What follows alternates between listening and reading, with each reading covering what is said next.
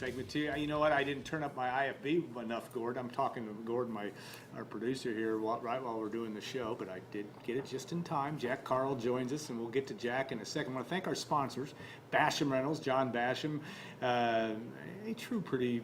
Jack is a unique Purdue icon. So is John Basham as well. I don't know if you want to be putting, and Jack can agree with that because he knows John. Triple X on the hill, but on the level of Purdue tradition since 1929. Kerry and Greg Ayersman, great supporters of Gold and Black and Purdue.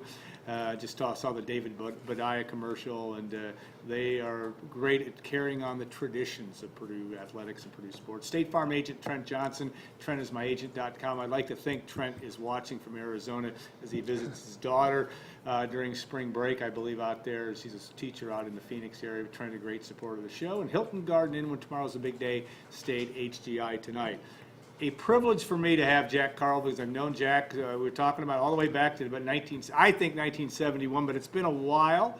And Jack's one of those guys professionally I've admired all these years because of the way he's done things for Purdue, not only in his years with the Purdue Alumni Association, but just being able to be a constant of, and he worked also obviously for the Division of Recreational Sports as well. But now he's become famous because he's retiring in his role with being the host of the officials at Mackey Arena and going back to Lambert Fieldhouse. You know, and I want to ask the first question. I was, how did you get involved with doing that? I mean, you know, it goes all the way back to, you said 1965, 66 when you were working with at the Division of Recreational Sports, but that opportunity to have that chance to do something like that. Well, it really started before then.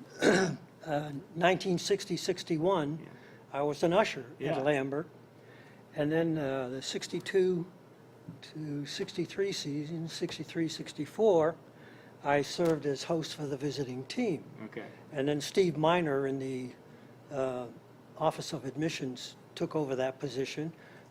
Tony Iannarino, who was a longtime friend of athletics, was a kinesiology professor. He asked me if I would be interested in hosting the officials. Yeah. And I thought, well, that might be fun. He said, well, I'll give your name to Mr. Mackey. Yeah. And later that summer, I get a phone call from Red's secretary asking me to come to the office. And I think, oh my God, what have I done wrong?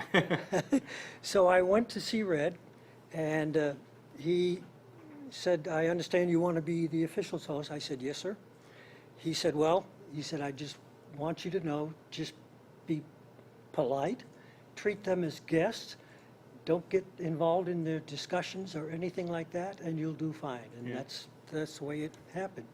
And 53 years later, that's the way I've been. Yeah, you have, and I've known you to be you're a passionate fan, but you have to keep that in check when you do that, and have that do. You talked about the role you play as host, but what were your specific tasks when you get to a game? How much in advance of the game do you get there, and what do you do for them? I mean, there are times when there are things that they need done that you know from a personal standpoint, or those kind of things. Well, once Katie Egloff, who's the senior director of game day operations, once she finds out who the officials are, she lets me know who they are, and I email each official and let them know that, they have to be there 90 minutes before tip-off, and that's when I arrive at the arena. And I let them know where to park. I let them know how to enter the arena if they're particularly new. I let them how to apply for their complimentary tickets. Each official gets 2 comp tickets. And if they're a new official and they need directions on how to get to Mackey Arena and around West Lafayette, I let them know. And once they arrive, I just meet them at the locker room, ask if they need ice bags or need to see the trainer or need anything taped or whatever, and that's about it. And then they have to be on the court 20 minutes before tip-off, and then when the teams go back to the locker room, they go back to their locker room.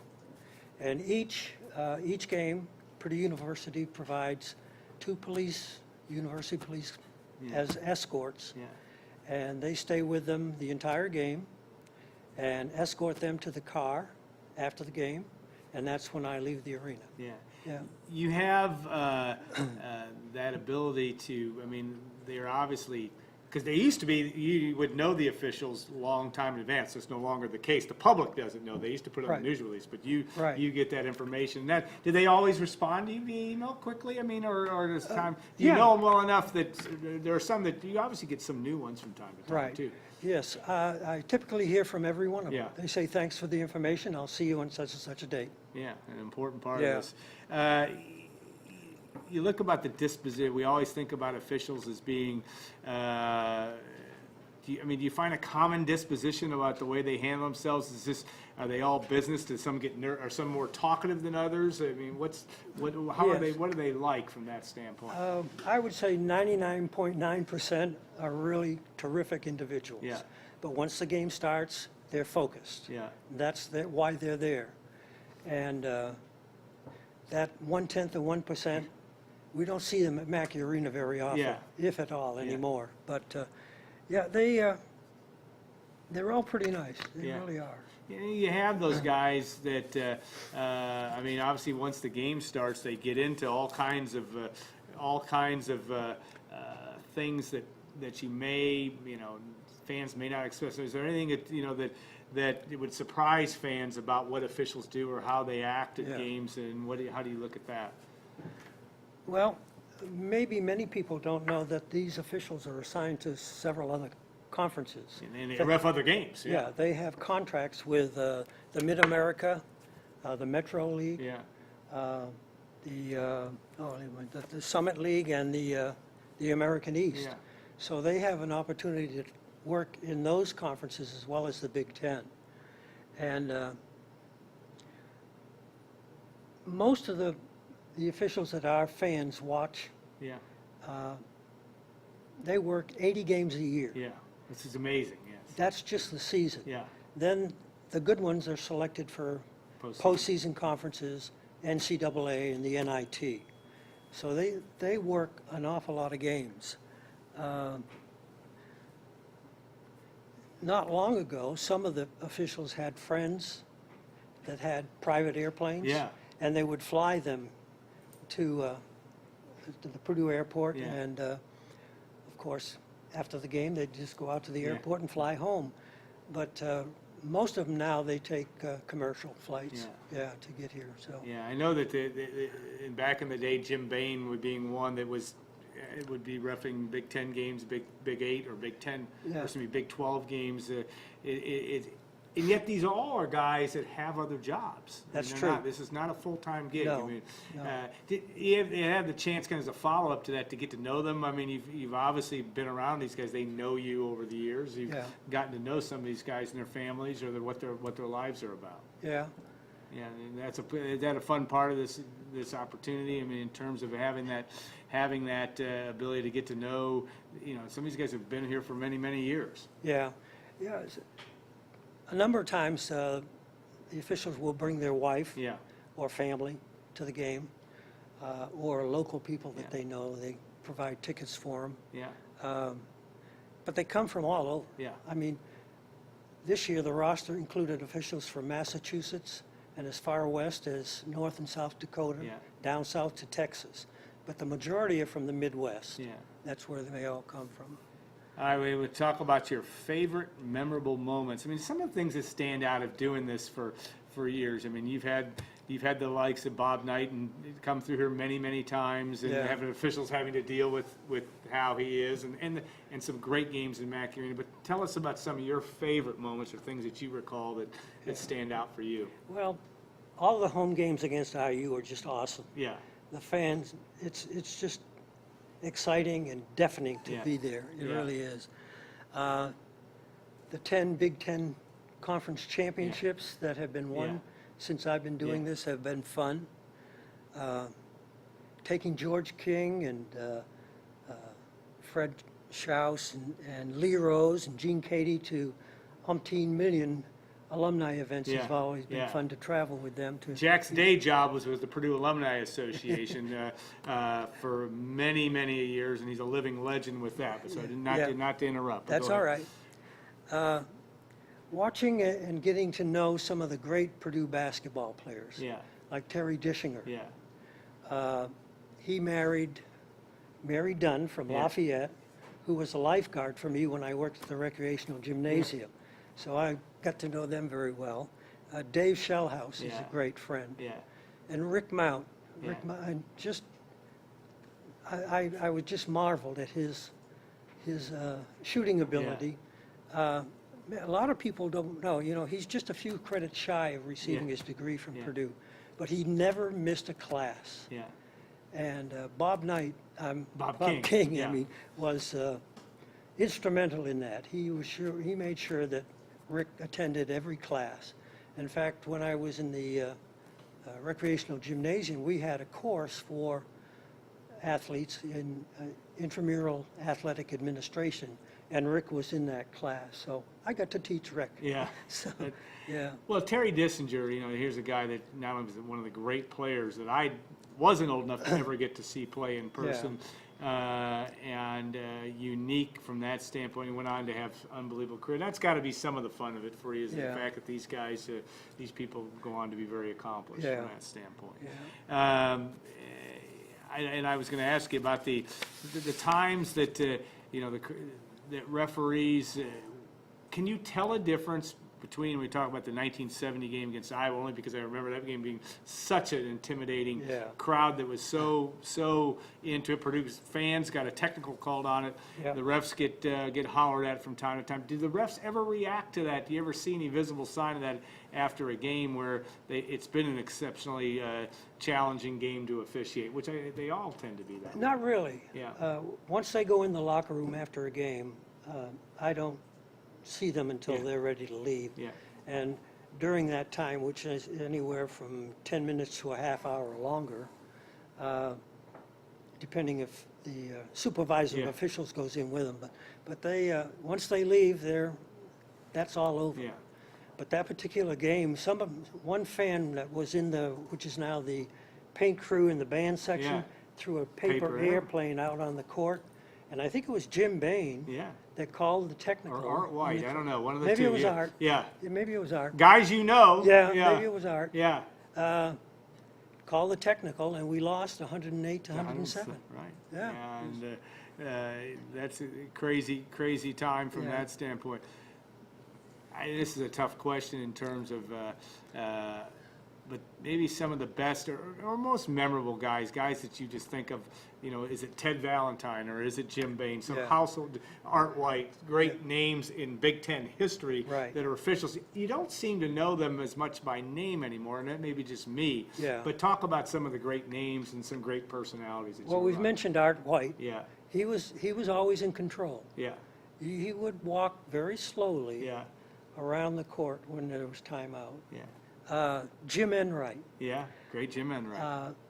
I first saw Jim officiate when I was in charge of the team, hosting the team. Yeah, At that time, back in the late 60s, Yeah. early 60s, if a player was called, if the official called a foul on the player, they had to raise their hand. yes, Well, he called a foul on Terry Dischinger. yeah, And Jim Enright had a very booming voice. Yeah. He was the sports editor at the Chicago Tribune. yeah. Unbelievable. And Terry didn't raise his hand. And Jim Enright said in his voice, "Number 43, raise your hand." And Terry did. But Ed Hightower, Yeah. he was terrific. Many people don't know that he has a PhD, and he was also the superintendent of schools Yes. in the Alton, Illinois area. Ted Valentine, even though he's not in the Big Ten this year, Yeah. he's still officiating. He's one of my favorites. He told me his first year, when he came to Purdue, he was shaking in his boots. He Yeah. said about having to go on the court against Gene Cady, Yeah. And He got used to that. he though. did, though, yeah. Jim Burr, Yeah. the first time you meet him, he's standoffish, but once you get to know him, he was really great. Mike Kitts, Yeah. he officiated quite a few games at Purdue. He's now the coordinator of officials for the Metro Yeah. Athletic League, and I get to see him occasionally. Ted Hillary was another great one. And he also serves as an observer for the Big Ten. He'll go around to various games and grade them. Dan Chrisman was a good one from Chicago. J.D. Collins, he's also an observer for the Big Ten. Steve Skiles, Steve Welmer. Yeah, all great names. These are names that are familiar to me. Probably my favorite was Gene Steratore. Yeah. Oh my gosh. And he's still, you see him on TV now, Oh, yeah. and because he still does the, I think he did the Super Bowl, but I believe he was on the Super Bowl for Fox. He was their football official, and was evaluating the plays. A lot of these guys do football too. Yeah, they interesting. But a couple of stories about Gene. Yeah. One game he got there earlier than normal, and I got there earlier than normal, and we had a chance to talk. And he's originally he lives in Washington, Pennsylvania. And when I was stationed at Fort Knox, my first sergeant was from Washington, PA. So we got to talking about that. And he was talking about his dad. And his father was in the service in Vietnam with Bobby Vinton. Okay. And they were out on maneuvers one night, and they were in a foxhole, and they were talking about their girlfriends back home. Yeah. And that's when Bobby Vinton wrote the words to "Roses are red, violets are blue." How is it? Yeah, what a great story with and that came about with your relationship with Gene Steratore. Yeah. And I also, when I found out that he was going to be the referee for not the last Super Bowl, but the one prior to that, I sent him an email and I said, "Now, Gene, remember, if a defensive lineman crosses the line of scrimmage, it's not traveling, it's offside." Yeah. And he wrote back, he said, "Jack, thanks, I'll try to remember that." Yeah. He was a great one. Oh yeah, great official. And all right, now you also during the game, if memory serves, you sit behind the bench of the opposing team, or you did. And, yes. Your favorite coaches. I mean, we all talk about, and it wasn't your job just to host them, but you would observe them. Yeah. Bob Knight, Judd Heathcote, Tom Izzo are some of the more demonstrative guys. Yeah. Tell me about those guys and who stands out for you. Well, of course, Bob Knight does, Yeah. because he was so dramatic in a way. Izzo can get like that, but he's sort of, he talks to the officials as they go up and down the floor trying to get his words in, you know. And Judd was a riot. Yeah. Yeah, he was terrific. And Lou Henson was a lot of fun. And Lou would always bring his wife. Yeah. And she sat a row or so behind me. And she got on the official more than anybody else. I'm surprised she didn't get the team technicals the way she acted. But she was a lot of fun. Yeah.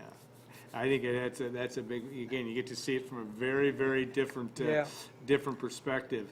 You know, you look at that, and as you know, it's obviously a bittersweet thing. But what was your experience like being on the Mackey Arena floor? And people know you obviously in this community. You've been such an icon, not only at Purdue but in the community. But that last game that you had a chance to do, how was that in terms of being in front of on Senior Day? It was for Senior Day, right? Yes. For Ohio State, Yeah. and that opportunity to do that. Yeah. What was going through your mind at that Well, point? I was surprised, Yeah. humble, Yeah. and very appreciative. Yeah. Yes. No doubt. And Jack, Karl, you're not going to find a better representative of Purdue, but also the great memories and things that he's brought to. And you think about that. You got to be about the only one that has served in an official capacity since Mackey Arena's been open. Right. And that's an amazing accomplishment. Yeah. In terms of a great, and Purdue basketball is still a great thing to be a part of. Yeah. All right, we're going to ask you, because I asked you about the Boilermakers. What have you liked about this year's team? And obviously the environment in Mackey Arena is absolutely special still. It is. I think the team is very unselfish. Yeah. I've been impressed with some of the younger players. Trevion Williams has been like Biggie. Yeah. He reminds me a lot of Biggie.